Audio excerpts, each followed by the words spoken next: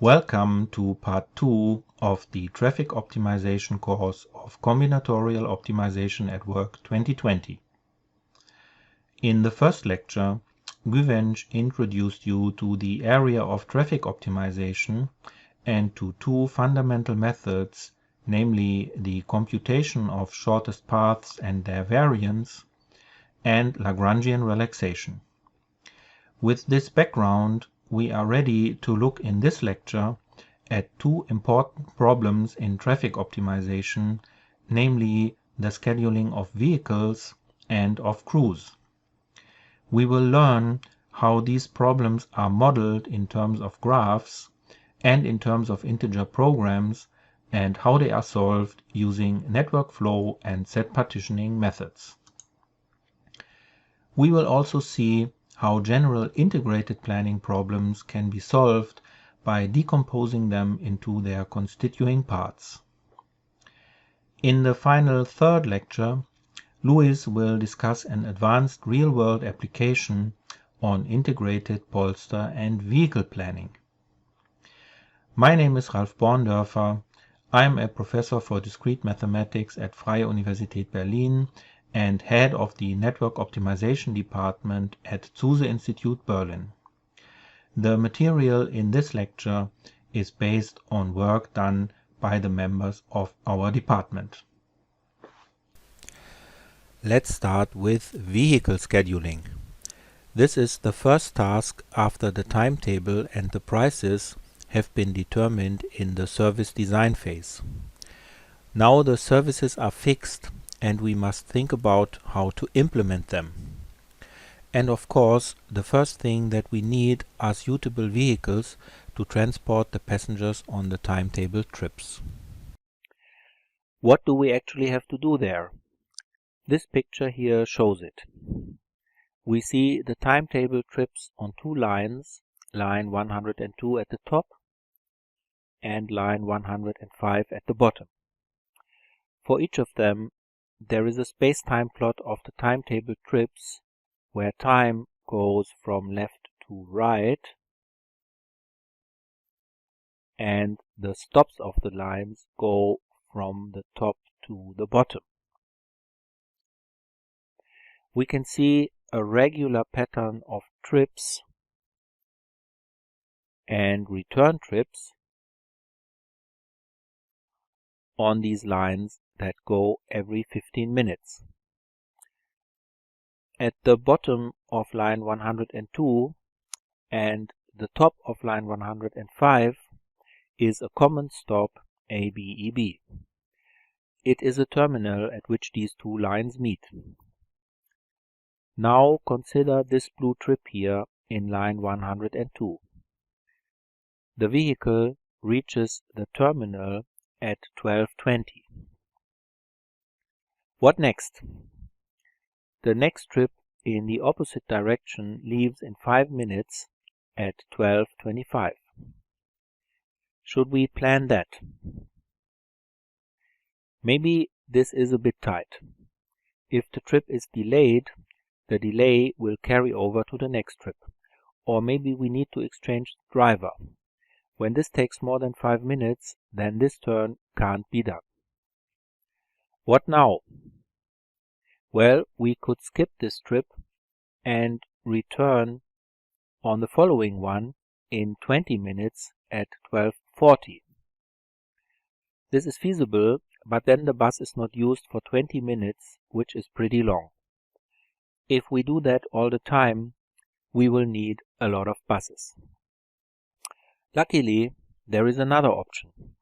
We can also change to line 105 and take the next trip there at 12:30. That is in 10 minutes, which might be just right.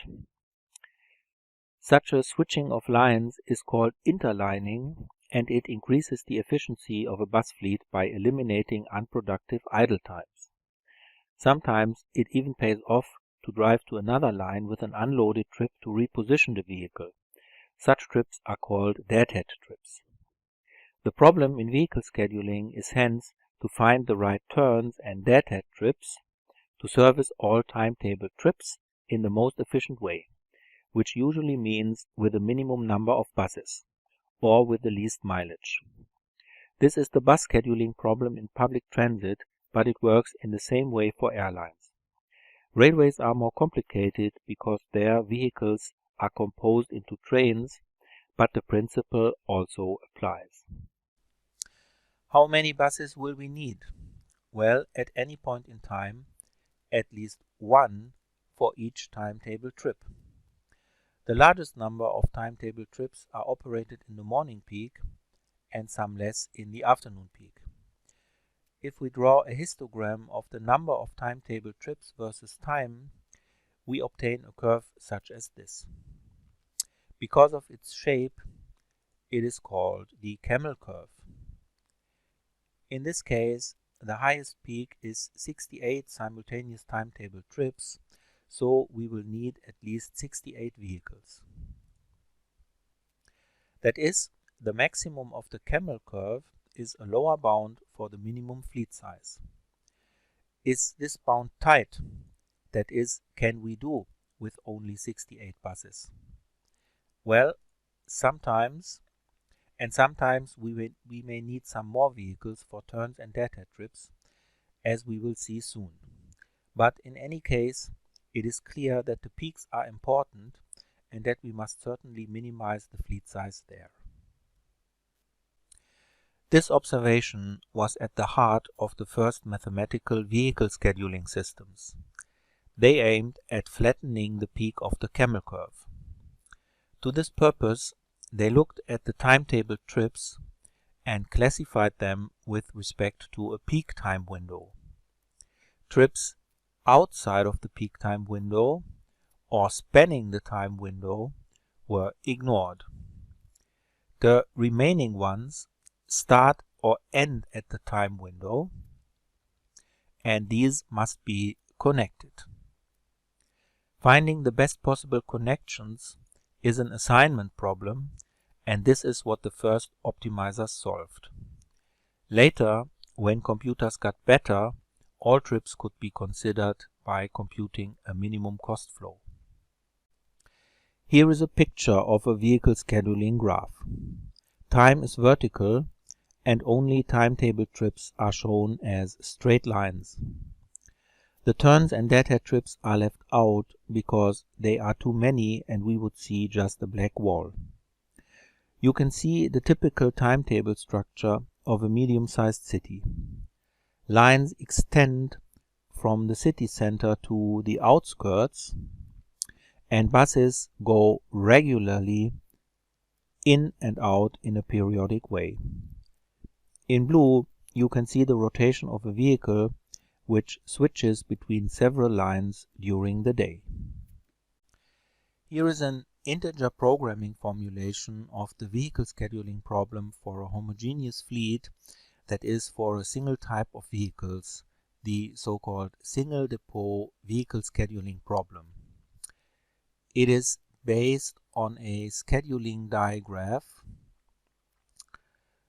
whose nodes consist of the timetable trips T plus two additional nodes S and T that stand for the start and the end of the vehicle rotations.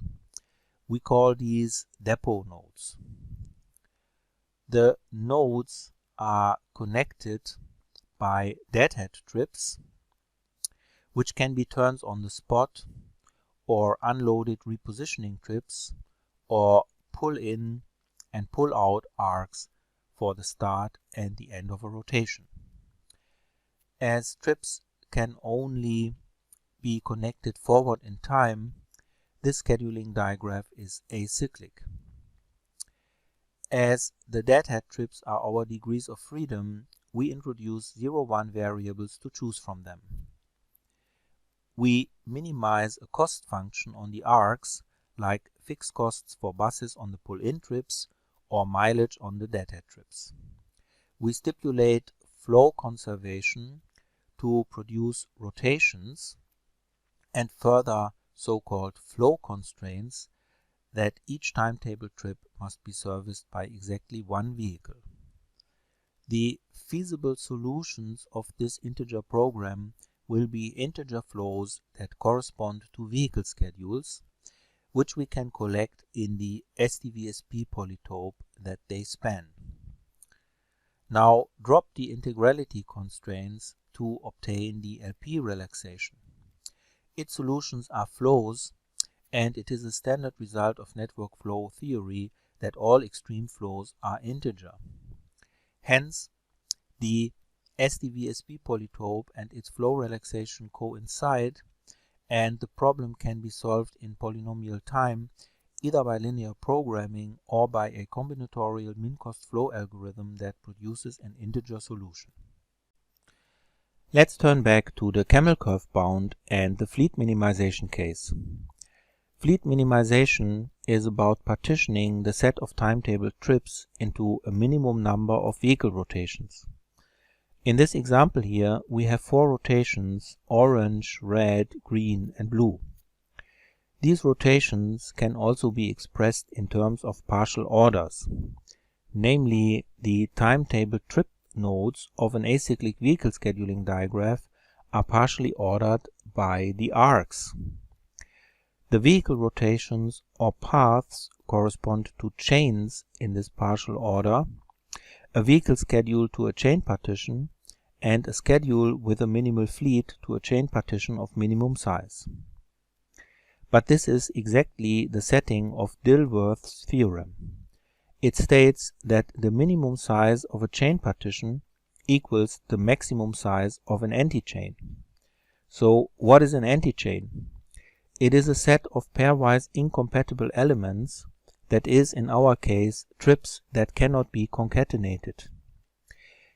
If any two non-overlapping trips can be connected, then incompatible trips are operated simultaneously, and antichains correspond to sets of simultaneously operated trips.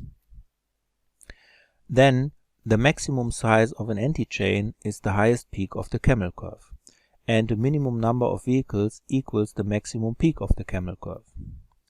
If non-overlapping trips are incompatible, for example because the connecting deadhead trip takes too long, there can be larger antichains, and indeed this is typically the case. Then more vehicles are needed. This is great.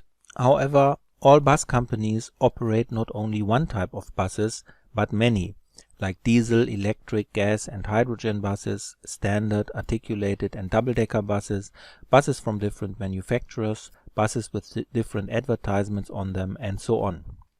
This makes the situation more complex.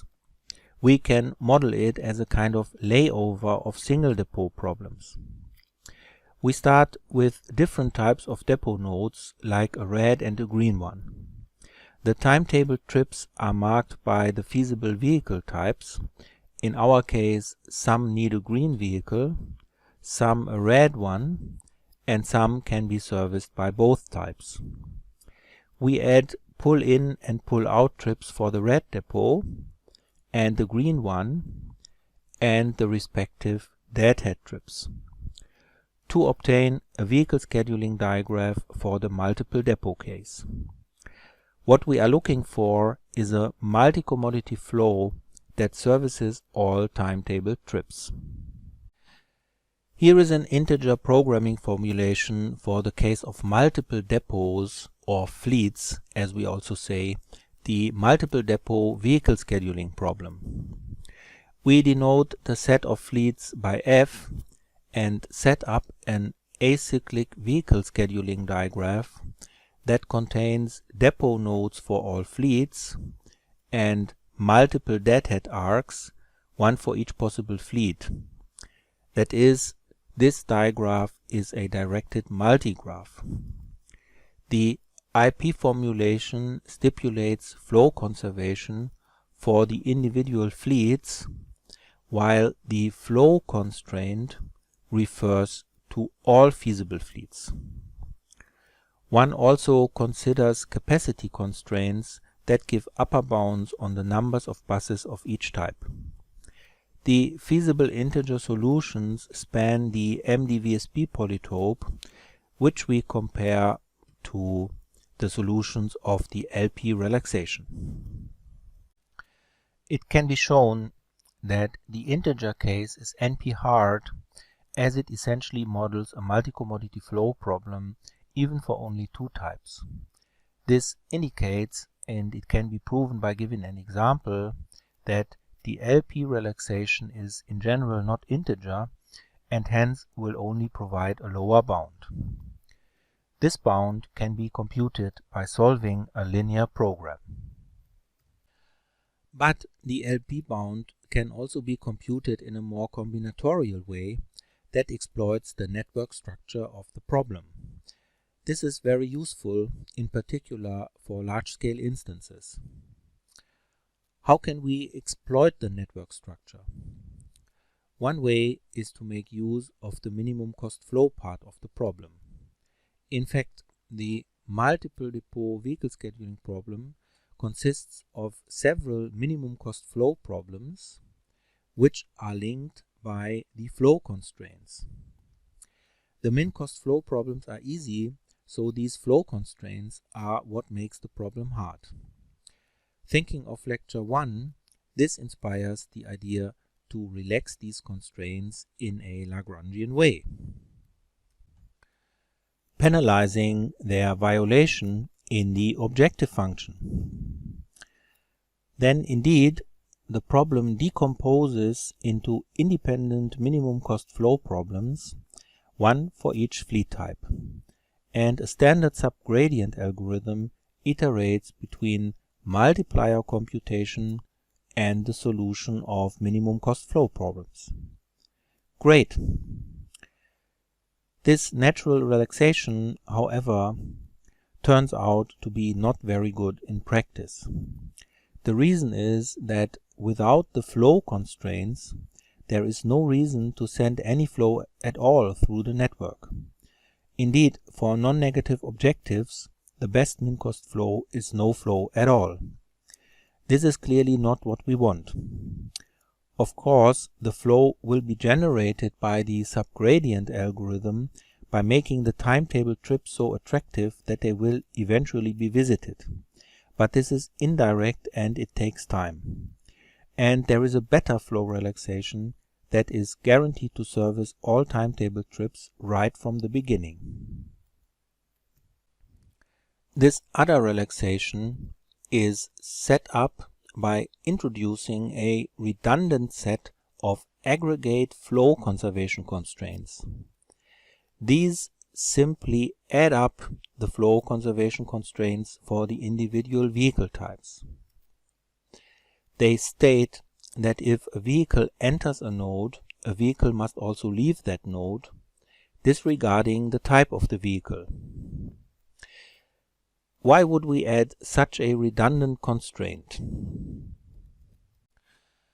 Well, because the constraint is no longer redundant if we relax the individual flow constraints. Let's do that. Here the constraints are relaxed. The result is a kind of common minimum cost flow problem in which fleet types are ignored, that is, all types have been merged into a single fleet. This can lead to vehicle type conflicts in a rotation, but we now have a vehicle visiting every timetable trip, which means that we are much closer to the LP value right from the beginning. With this common flow relaxation, we can set up an algorithm for the solution of multiple depot vehicle scheduling problems. We construct the common flow relaxation that we have just derived and solve it. We then look at all timetable trips and see which vehicle type goes in. We assign each trip to this type. Now each trip has a type and we can re-optimize the vehicle rotations for the trips of each fleet with respect to this fleet assignment. If we are content with the result, we stop. Otherwise, we reassign some trips to other fleets by some local search algorithm, for example by taboo search, and we iterate until we are done. Here is an illustration of this method. We start with the multiple depot vehicle scheduling graph. Then we construct the common flow relaxation by ignoring the vehicle types. We solve that and put the vehicle types back in. Sometimes we obtain a feasible rotation.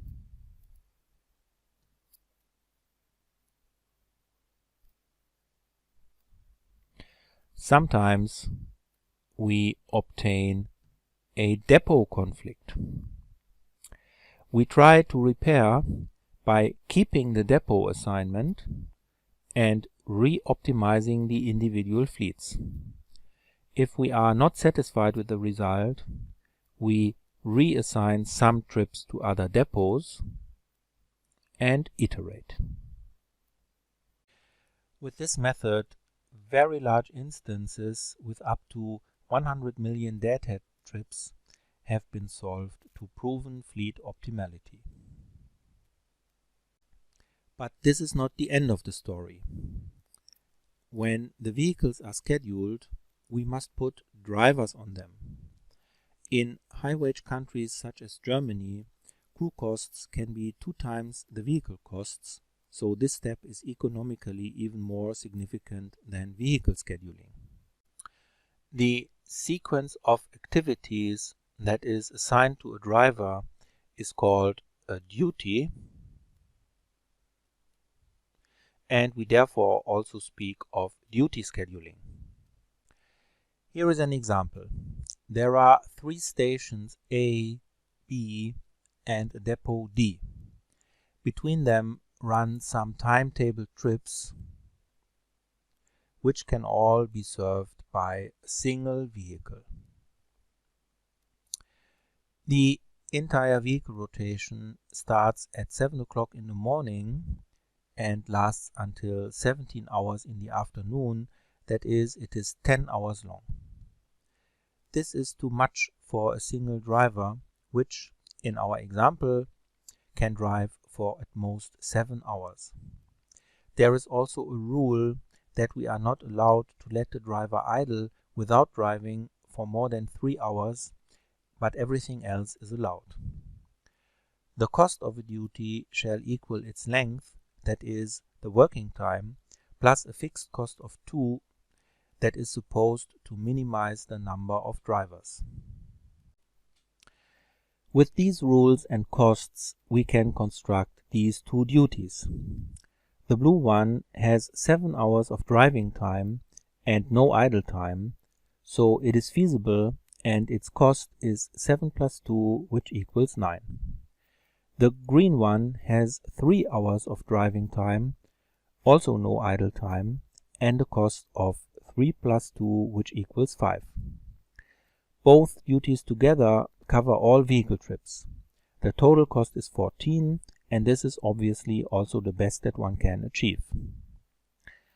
How can we compute this schedule as the solution of a mathematical optimization problem? Well, we again think of the duty schedule as a partition of the work into paths in a suitable crew scheduling diagraph. Here is such a diagraph.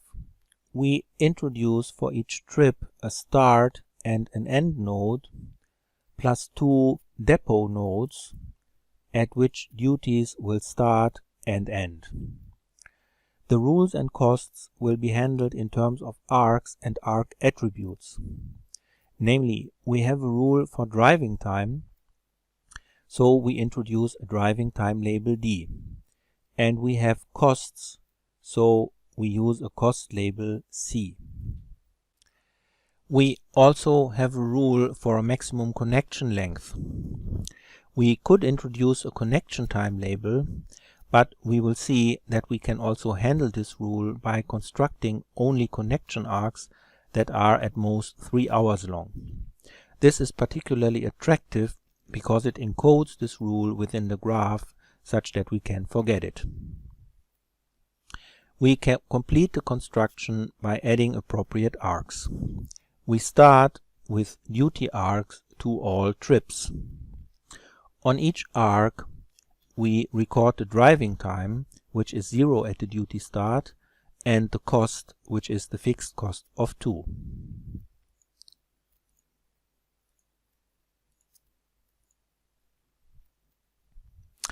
Then we have an arc for trip number 1, which bears a driving time and a cost of 3, and so on for the other timetable trips.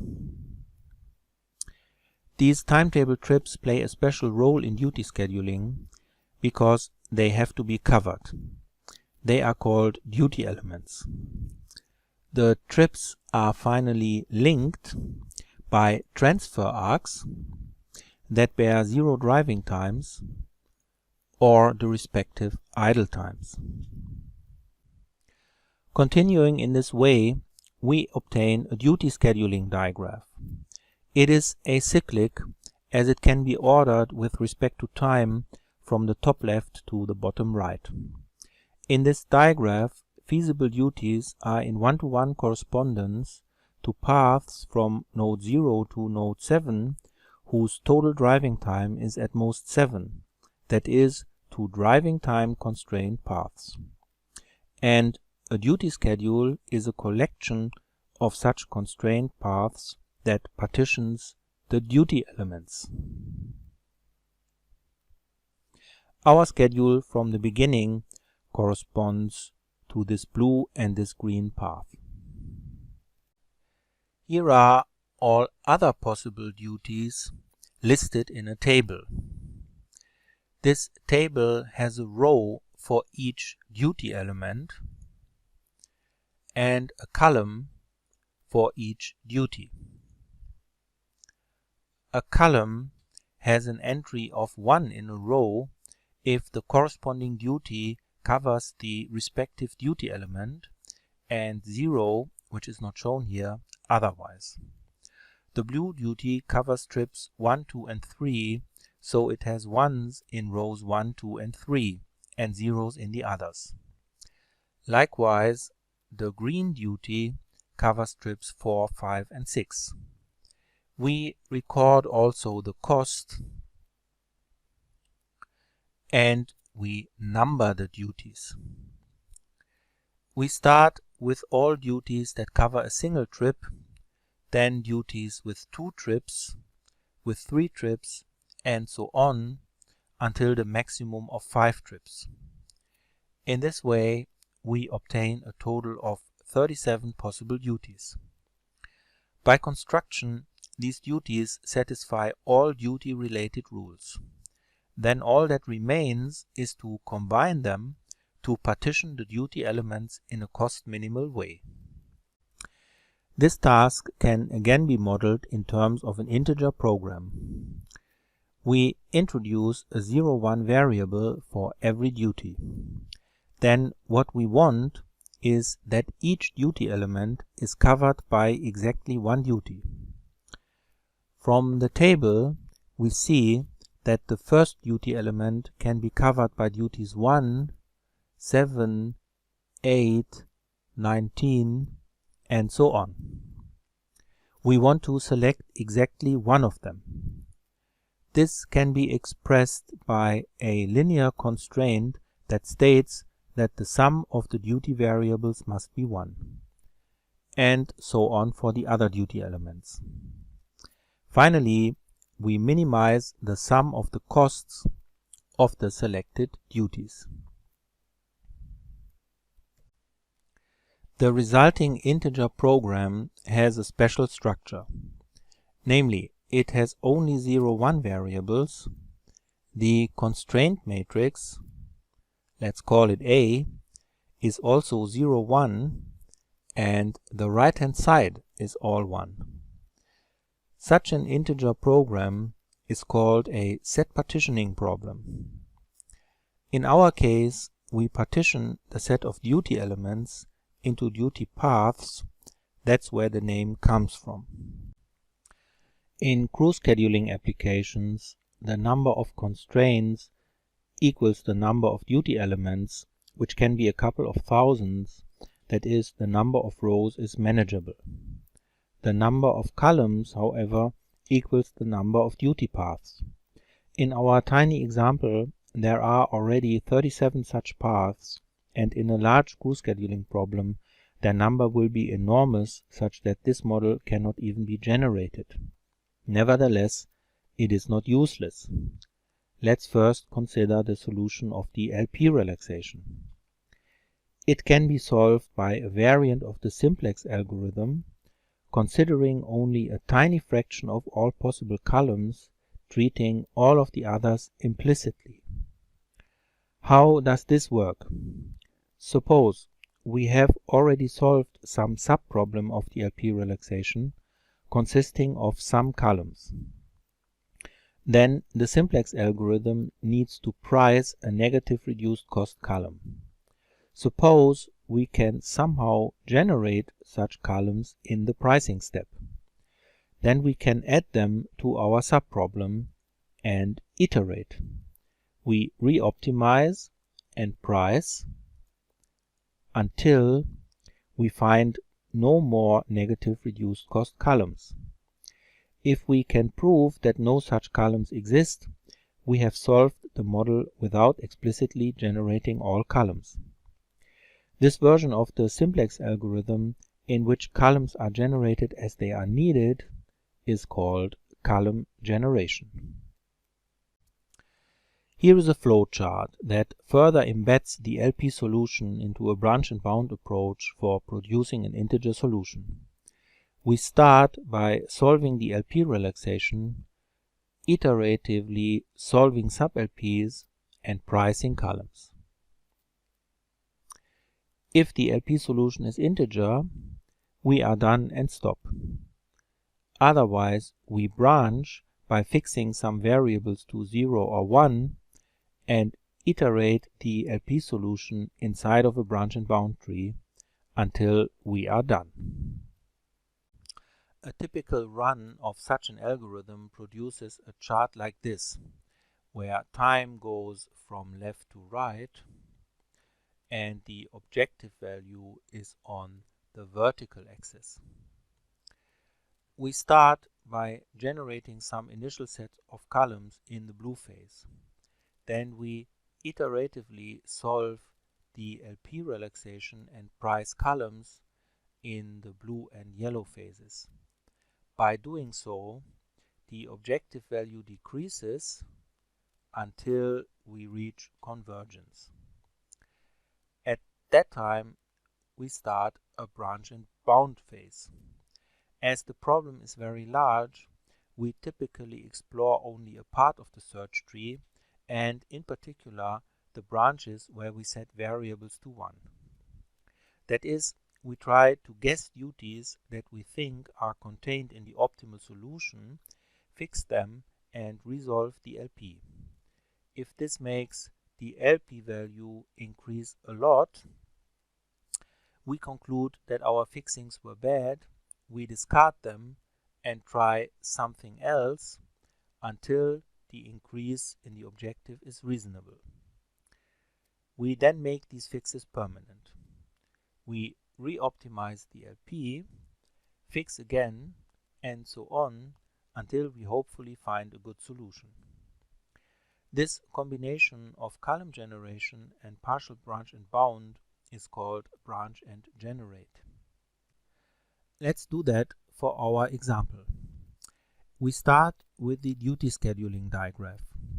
To initialize the method, we must produce some columns that make a feasible LP solution. What columns could we use? Well, the simplest thing is to construct a duty for every duty element in which each driver does only a single trip. This is feasible, but of course very expensive. Anyway, 6 duty elements make 6 duties. Let's generate them. Here they are, and they produce the sub-LP that you see here. its only primal solution is to use all of these duties. Now we need to price columns for duties of negative reduced costs. For that we need an optimal dual solution. So what are the reduced costs?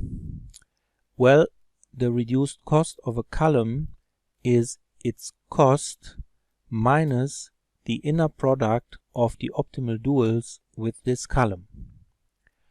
These terms have special forms. Namely, the cost of a column is the sum of the cost values on the arcs in the corresponding duty path. And the inner product of the duals with the column is the sum of the duals that correspond to the duty elements visited. In other words, a column of negative reduced cost corresponds to a path that corresponds to a feasible duty, that is a duty time constraint path, and this path must have a negative cost with respect to this cost function, which consists of arc and node costs. The construction of such a path is a constraint shortest path problem in an acyclic digraph, and we know how to solve that from lecture 1. Here are the details. First, the duty costs. They are no problem. The arcs are already labeled accordingly. But how do we subtract the duals for the covered trips? They must be subtracted along the path. But we can easily turn node costs into arc costs by subtracting them from the costs of the ingoing arcs.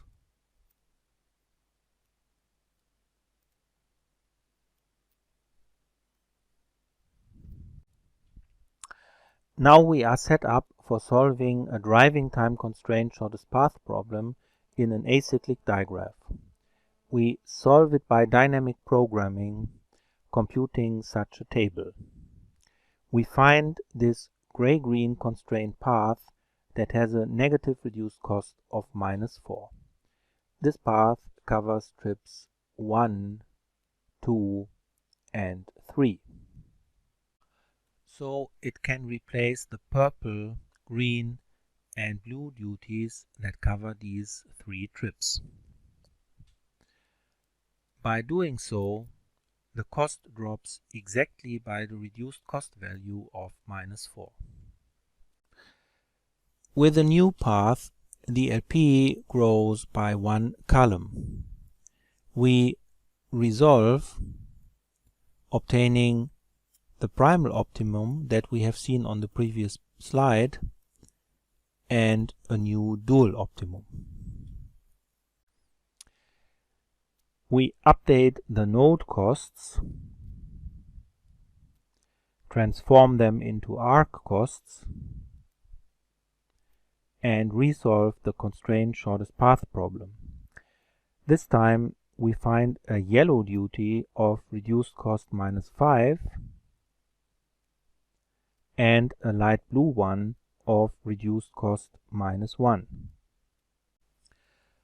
Both of them are in conflict with the duty generated in the previous iteration. But if we take both of them 0.5 times, they replace half of this duty and all of the remaining other duties. By doing so, the cost decreases by 1/2 times the reduced costs of these 2 duties, that is, in total by 3. Of course, we can't use half a duty in the real world. However, nobody said that we have to. The impossible fractional solution is just an intermediate result in a computation which must produce an integer solution in the end. We add both of them to the LP and resolve. The primal optimum is fractional and we obtain new duals. We update the node costs, transform them into arc costs, and price by solving an acyclic constraint shortest path problem. We obtain the improving brown duty with a reduced cost of -1. This duty fits together with the green-gray duty that we generated in the first iteration, and this combination reduces the cost by -1. We can verify that this is indeed the primal optimum. And here is the associated dual optimum. We update the node costs, carry them over to the arcs, and price. This time there is no feasible constraint path of negative reduced cost. By the duality theorem of linear programming, this certifies the optimality of the LP solution not only for the current sub-LP, but for the entire model, including all columns that we did not generate. As we know that none of them has negative reduced cost, we don't have to generate any more.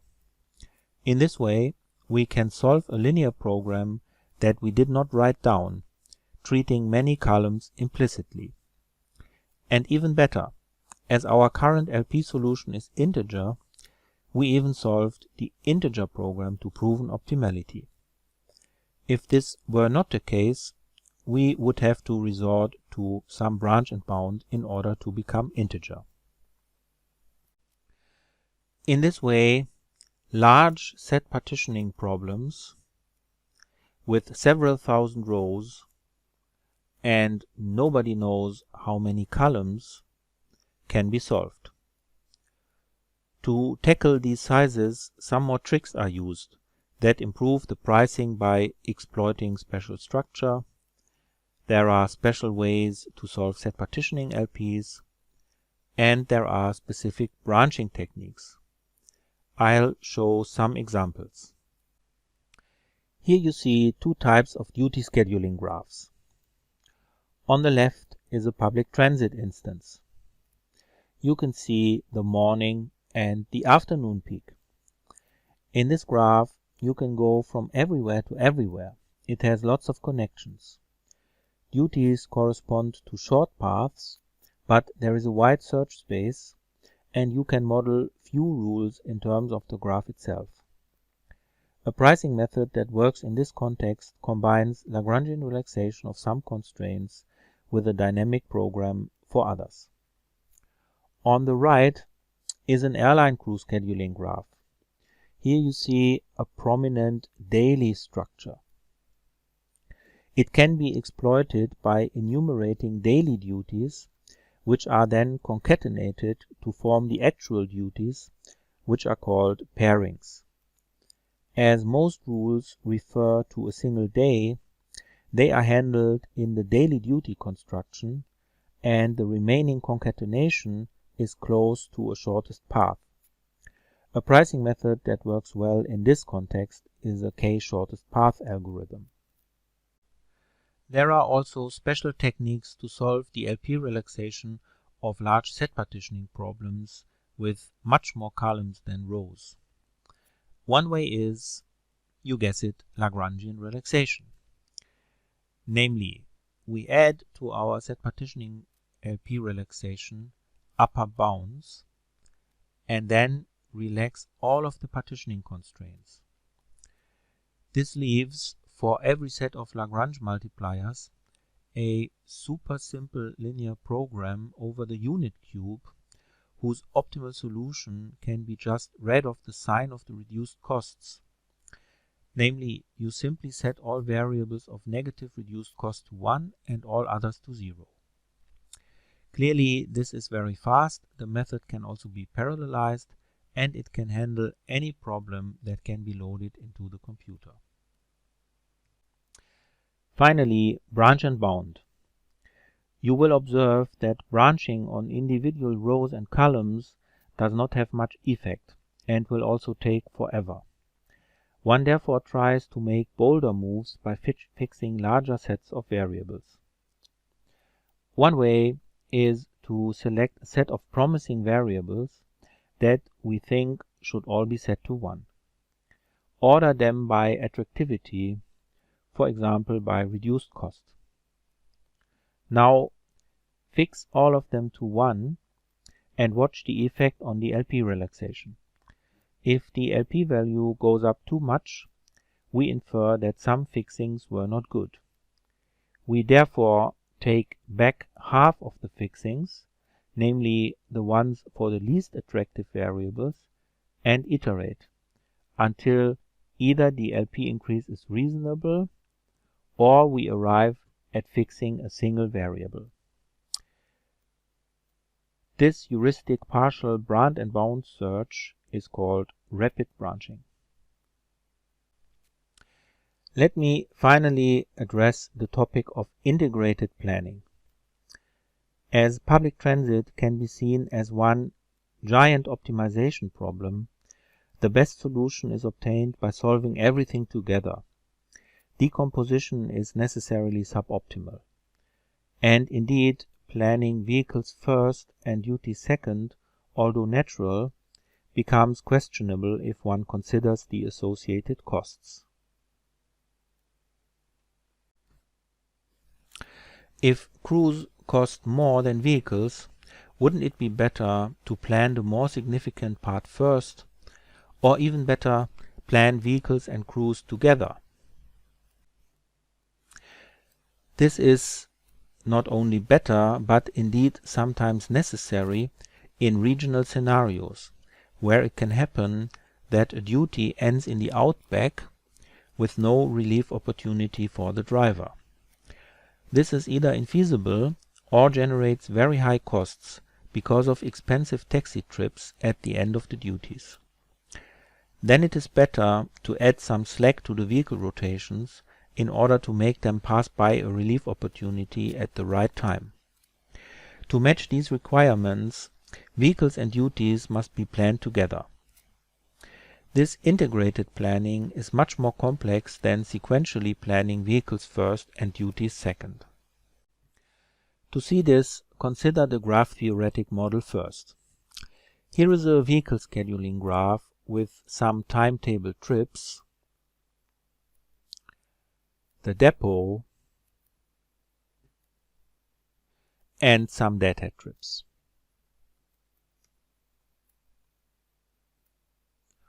All trips need a driver and give therefore rise to duty elements.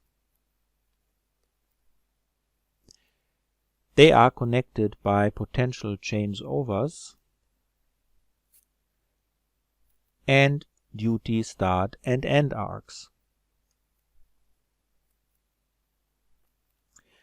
We want to match a vehicle schedule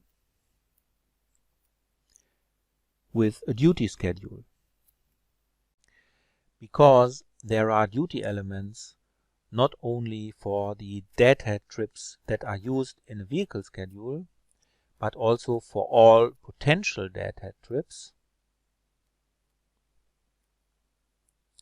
this integrated scheduling graph is much larger than the graphs in sequential planning. This is also reflected in the integer programming model. It combines a vehicle scheduling part and a duty scheduling part, which are linked by a set of coupling constraints. These state that vehicles and crews must be synchronized on the deadhead trips. That is, every deadhead trip with a vehicle must also have a driver and vice versa.